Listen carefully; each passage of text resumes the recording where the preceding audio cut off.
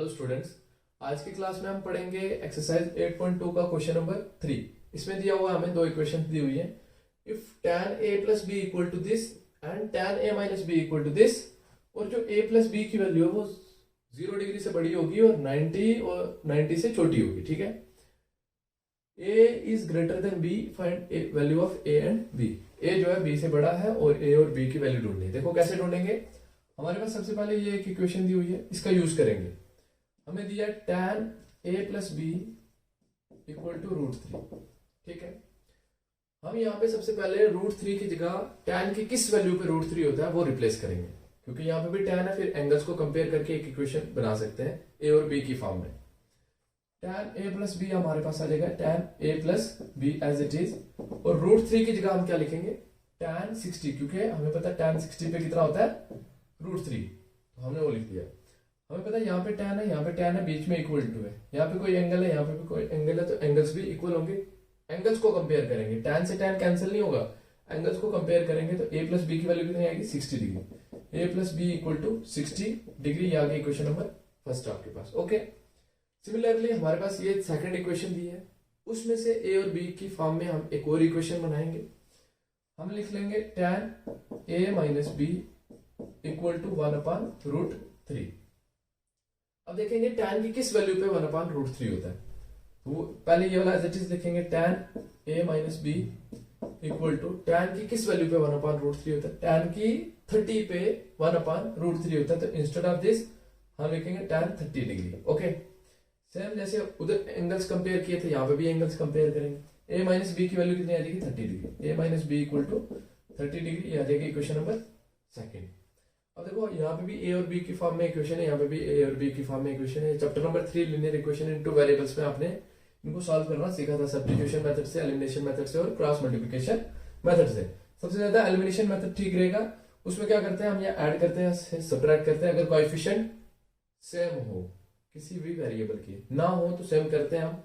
Different तरीके आपने सीखे हैं। ठीक है, तो इसका कोएफिशिएंट +1 है, इसका कोएफिशिएंट -1 है। ठीक है, तो जब ये कंडीशन आ गई, यहाँ पे आप इसका कोएफिशिएंट +1 है, इसका कोएफिशिएंट +1 है, आप यहाँ पे सब्ट्रैक्ट भी कर सकते हैं, आप यहाँ पे ऐड भी कर सकते हैं। तो मैं यहाँ पे ऐड करूंगा इन दोनों को, ऐड फर्स्ट एंड सेकेंड। ये आपके पास आ जाएगा यहाँ पे a plus b equal to 60 degree, a minus B equal to 30 degree. Okay, अब यहाँ पे ऐड कर रहे हैं तो साइन चेंज नहीं होंगे, मतलब ये पॉजिटिव नेगेटिव नहीं होगा, नेगेटिव पॉजिटिव नहीं होगा, पॉजिटिव नेगेटिव नहीं होगा। वो तब होता है जब सब्ट्रैक्ट कर रहे होते हैं। तो ऐड में ये एज इट इज, ये b से b कैंसिल हो जाएगा, a plus a 2a equal to 60 plus 30 90। अब यहाँ से a की वैल्यू निकाल सकते हैं, इधर मल्टीप्लाई में a उधर जाएगा, 2 इधर मल्टीप्लाई में हो जाएगा डिवाइड में, तो a इक्वल टू 90/2, तो a की वैल्यू आपके पास आ जाएगी 45 degree.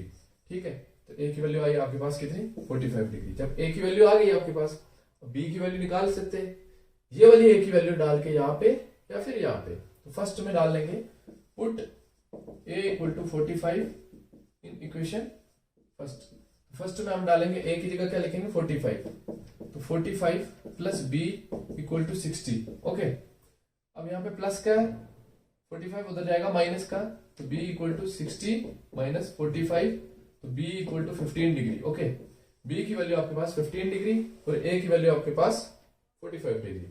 Therefore a equal to 45 degree and b equal to 15 degree. तो ये था हमारा क्वेश्चन जिसमें हमने a और b की वैल्यू निकाली। ओके, जा रहे हैं क्लास 10th की एक्सरसाइज 8.2 का क्वेश्चन नंबर 4। इसमें हम बोल रहे हैं ट्रू है या फिर फॉल्स है, और जस्टिफाई भी करना हमारे आंसर को। ठीक है, कि हाँ क्यों सही है या फिर क्यों गलत है। सबसे पहले पार्ट में दिया sine a plus b equal to sine a plus sine b। हम यहाँ पे a की और b की कुछ रैंडम वैल्यूज लेंगे। अगर इक्वेशन सेटिस्फाइड होगी तो हम बोल सकते हैं ट्रू है, नहीं तो फॉल्स है। a की जगह ले लेते हैं 60, साइन 60 प्लस 30, और दूसरे में ले लेते हैं साइन a की जगह कितना 60 प्लस साइन b की जगह आएगा 30। Okay, sine 60 plus 30 will be 90, यहाँ पे आएगा sine 90 degree equal to sine 60 की वैल्यू डालेंगे, साइन 60 की वैल्यू इज √3/2 प्लस साइन 30 की वैल्यू 1/2। साइन 90 की वैल्यू होती है 1। ओके, साइन 30 की वैल्यू 1 ट्रिग्नोमेट्रिक टेबल, साइन 90 की वैल्यू 1 ट्रिग्नोमेट्रिक टेबल से। इन दोनों का डिनोमिनेटर सेम है, एक ही लिखेंगे, ऊपर आ जाएगा √3 + 1। देखो यहाँ पे 1 आया, यहाँ पे √3 + 1/2 आया, ये दोनों इक्वल नहीं है, तो हम बोल सकते हैं they are not equal, so it is false. Equation satisfied नहीं हुई, इसलिए हमारा ये फॉल्स है। The value of sin theta increases at the theta increases. जैसे देखो 0 डिग्री, 30 डिग्री, 45 डिग्री, जैसे थीटा इंक्रीज हुआ, एंगल इंक्रीज हुआ, बोल रहे sin थीटा की वैल्यू भी इंक्रीज होती है। हम देखेंगे sin 0 पे कितना होता है 0, 30 पे कितना होता है 1/2, 45 पे कितना होता है 1/√2।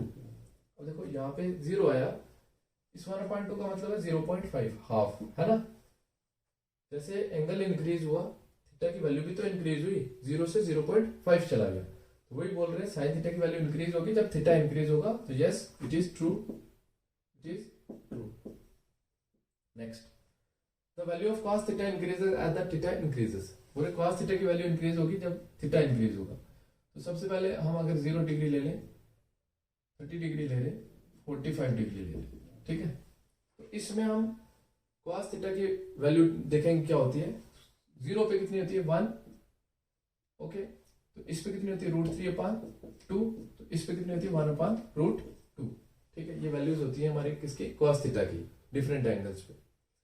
यहाँ पे है 1, ये जो वैल्यू आई है ये देखते हैं करके क्या आएगा। √3 की वैल्यू होती है अप्रोक्सीमेटली 1.73 अपान में 2 का 2।